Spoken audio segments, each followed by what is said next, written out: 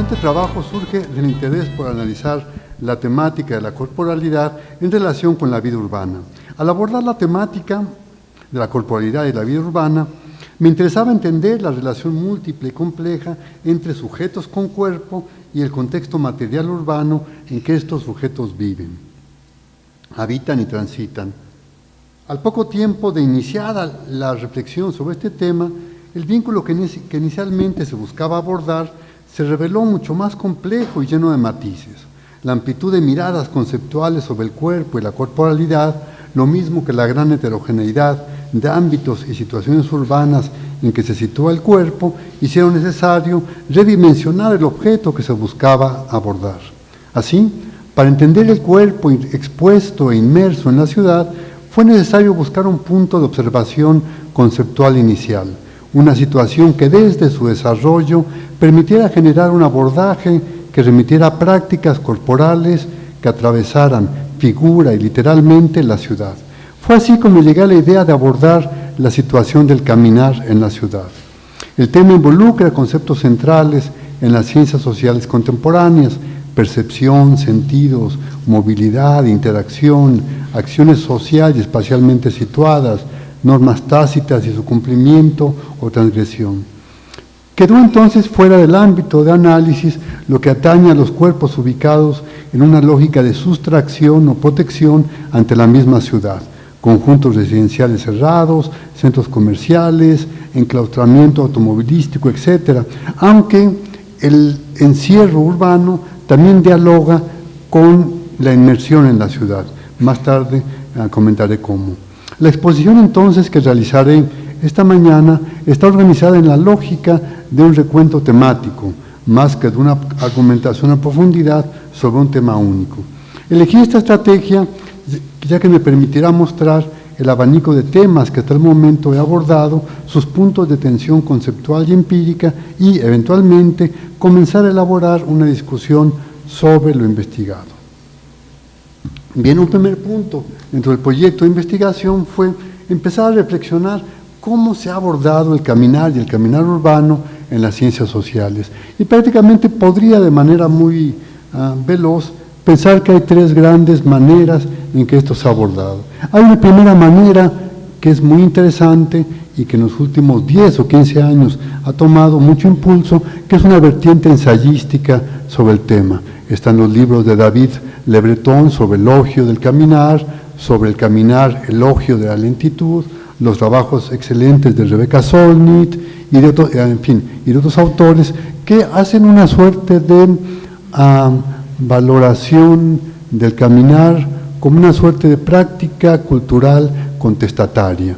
Digo esto porque en sus aproximaciones sobre el caminar se rescata la idea de reflexión, la idea de corporalidad, casi también el caminar como una apelación a una tecnología del yo, y son trabajos entonces que, tal y como afirma David Le Breton, parten en un sentido u otro del imaginario del caminar como un imaginario feliz.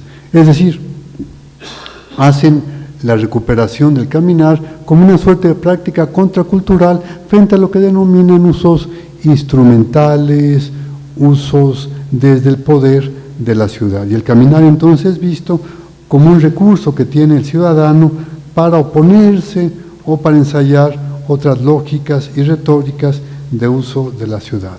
Hay otra segunda aproximación en las ciencias sociales sobre el caminar, que es lo que podríamos llamar como la vuelta a los clásicos, vuelta a Walter Benjamin, vuelta a Debord y la psicografía y la deriva, vuelta a Lefebvre, vuelta a Simmel, vuelta a Sennett, y esto revela entonces sobre cómo la idea del caminar, en tanto que usos de la ciudad, se encuentra presente de manera implícita o de manera explícita en múltiples autores. Y por último, hay también una aproximación contemporánea sobre el espacio público y el uso de la calle que tiende ya a pensar el caminar en términos mucho más situados y más en relación con políticas urbanas. Pienso, por ejemplo, en trabajos que se hacen en Francia que denuncian o que critican, por ejemplo, ideas higienistas del caminar en donde las calles están hechas más que para caminar, para deslizarse sobre ellas. Y son vistas tan como es un espacio de tránsito y fluidez que prácticamente ya se piensa al cuerpo como un cuerpo que tiene, a la manera de un cyborg, que tiene en sí mismo ya dispositivos de tránsito con poco contacto sensorial con la ciudad. Mientras que también hay trabajos, por otro lado, hechos en Brasil, que cada vez más tienden a pensar la calle y el tránsito peatonal como algo que se hace de manera estricta desde los sentidos, desde el cuestionamiento de las estéticas sensoriales a las cuales el habitante urbano está expuesto, y pensar entonces el valor de la calle como un ámbito sensorial de casi reivindicación del otro y reivindicación de nuevas experiencias. Bien, un punto que empecé a trabajar, digamos que trabajé en este proyecto y que me resultó muy importante, es el punto de la sociabilidad. Cuando inicié el proyecto pensaba que básicamente los relatos que tendría sobre el caminar urbano serían relatos que estuvieran estructurados desde itinerarios, en dónde comenzó el viaje, por dónde paso, a dónde voy, a dónde llego, y que desde esos itinerarios la gente me estaría contando mucho de sus sensaciones. Aquí me gusta, no me gusta, aquí tengo miedo, aquí tengo extrañamiento, aquí la calle es mojada, es húmeda. Ese era un poco mi punto de partida. Sin embargo, cuando avancé en la investigación y tuve ya muchos testimonios y muchas entrevistas acompañando a la gente, algo que salía de manera recurrente es que la práctica del caminar es una práctica asociada a la sociabilidad, en el sentido de que el caminar con otros, el evocar haber caminado con otros, es algo fundamental para darle forma a la experiencia. Cuando preguntaba yo, cuénteme, ¿cuáles son sus trayectos más habituales? Aquí voy a caminar con mi familia, con mi novio, con mi padre, con mis hijos, con mis cuates, y de pronto entonces la práctica del caminar era una práctica de ejercicio de sociabilidad, y esto para mí fue muy importante porque me estaba diciendo que más allá de la forma material de las calles, del lugar en donde se camino, hay también una forma social que se está construyendo al mismo tiempo, y esto me remitió de manera inevitable a Simmel cuando él habla de las formas sociales, ¿no? Y justamente entonces la calle se convierte en una forma social cuando es transitada de manera colectiva o de manera, digamos, dual o diádica con otra persona. Y más aún, no solo importa la calle como algo que se transita junto con otro, sino que también la calle empieza a tomar inscripciones afectivas a través de los recorridos en conjunto. Así entonces, hay relatos de la calle en una beta, por ejemplo, heroica, cuando tengo, en fin, historias de jóvenes que me dicen que acostumbraban ellos en algunos momentos de su vida a hablarse por teléfono a la 1:30 de la mañana y salir a caminar a Santa María de la Ribera, salir a caminar al centro, sentirse un poco como si fueran exploradores de su propia ciudad, desencontrándose de las rutinas habituales. Y estas prácticas románticas, casi heroicas, fundaban amistad, fundaban ciudad, fundaban temporalidad y se encuentran muy fuertemente ubicadas en la memoria de las personas. También igualmente hay sociabilidades del anonimato. Aquí entramos en un terreno totalmente goffmaniano, ¿no? El trato con los otros, la alteridad, el extrañamiento, pero también resulta interesante pensar que en muchos de los usos y de las caminatas de la calle desde el anonimato hay en algunos casos una suerte de principio moral. Esto debería estar aquí, esto no debería estar aquí, esto no debería estar pasando, esto sí debería estar pasando, y de pronto entonces estos recorridos desde el anonimato y la fugacidad son también recorridos que intentan instaurar un cierto orden moral del desplazamiento. Una tercera dimensión, bueno, y aquí viene la foto con los perros, no tuve tiempo de hablar con esto, de hablar de esto, porque evidentemente los perros son un dispositivo de sociabilidad. Todos aquellos que han tenido o tienen una mascota saben que cuando aparece uno con una mascota en la calle, de pronto se comienzan a abrir puertas de intercambio y de interacción con los vecinos o con otros que antes uno suponía que no estaban ahí. El ritmo.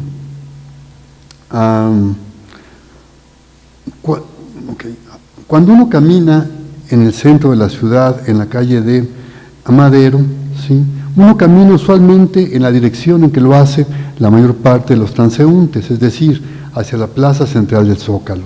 El ritmo predominante viene de la combinación dada por la velocidad del desplazamiento, la estructura de las edificaciones y el mundo visible que se abre ante el transeúnte. Los sonidos alrededor se escuchan y al moverse se van dejando atrás. Conversaciones de personas alrededor, el pregón de los vendedores, lentes, micas para lentes, el sonido del organillo.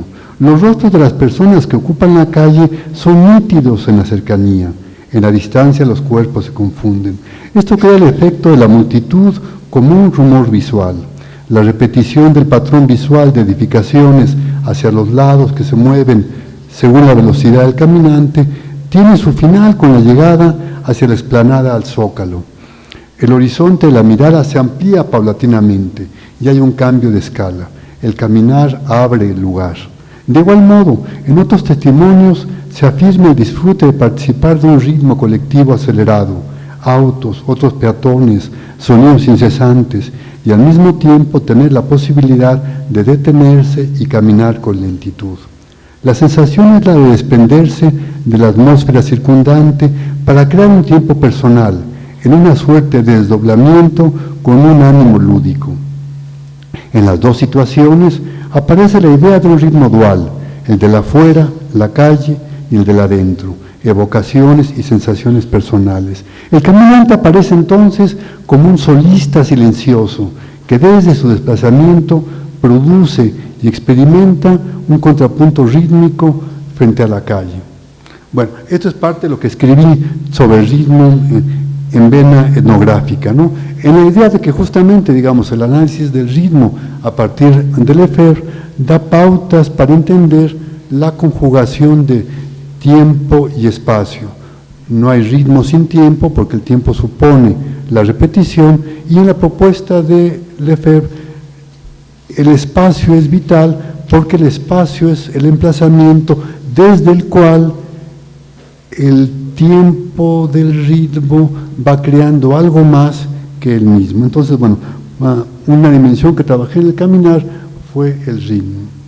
Otra dimensión que quise trabajar en la periferia urbana, bueno, quise trabajar el tema del caminar en la periferia urbana y volví a Valle de Chalco después de un tiempo de no haber estado allí, y sin embargo me encontré con que el discurso sobre el caminar no existía, o por lo menos no existía de la manera en que yo me lo había encontrado en la ciudad central. Lo que me había encontrado era más bien, bueno, voy a leer aquí parte de lo que hice, dice, un tema que permea de manera consistente los testimonios recabados sobre la movilidad, el uso de la calle y en general la descripción del municipio es el tema de la seguridad. La recreación de situaciones de vulnerabilidad toma muchos matices diferentes según sea el tema que se aborde. Los relatos de asaltos, la manera de afrontarlos y las sensaciones que crean en los usuarios del transporte son persistentes. Beatriz es periodista y coordina un grupo independiente de apoyo a las mujeres. Ella cuenta que los asaltos en los transportes son tan usuales que muchas personas llevan consigo 2 y hasta 3 celulares. Uno de ellos no suele ser de mucho valor, ha sido comprado usado o bien de plano no sirve, y ese es el que se entrega a los asaltantes. Por otro lado, Sandra, una joven estudiante de psicología de la FE Zaragoza, cuenta que se mantiene en constante contacto con su papá, quien es taxista, para reportarle por dónde va el transporte y a qué horas llega a una esquina cercana a su casa. La situación de asalto a los usuarios del transporte es tan común que incluso se puede leer en un gran anuncio de los llamados espectaculares en la autopista México-Puebla. No muestres tus objetos de valor, prevenir es protegerte. En la imagen se muestra un pasajero, seguramente irresponsable, mostrando sus pertenencias. El mensaje es claro, la seguridad está a cargo del pasajero y nadie más. Bien. Si acaso se pudiera hablar de una corporalidad en la periferia, al menos en esta periferia, se tendrían que considerar los usos corporales en el desplazamiento marcados por la vulnerabilidad y cierta invisibilidad. Se sale y se llega en la oscuridad, por los espacios acotados, casa, actividad comercial, salidas a la escuela, en que se realiza la vida de todos los días y por la escasez de espacios que permitan una sociabilidad que forje vínculos interpersonales y lo mismo con una idea de arraigo con el lugar. Se trataría de una corporalidad envuelta y elaborada de manera frágil por el entorno material y simbólico alrededor. Pensemos, de acuerdo con Le Breton, que las claves perceptivas en relación con el cuerpo son de naturaleza cultural y sensorial. Así, sentimos algo a partir de lo que sabemos y experimentamos sensorialmente. Lo que está alrededor de la corporalidad en este contexto son calles amplias que exponen más que contener a los transeúntes, vehículos motorizados imprevisibles en su trayectoria, la visibilidad de otros habitantes en un horizonte extendido. Esto tal vez revelaría cierto drama social si consideramos que muchas de las viviendas han sido construidas por los mismos habitantes. Estas corporalidades constructores han creado un entorno hacia adentro, más que hacia afuera, han desarrollado un refugio, más que una vida en común.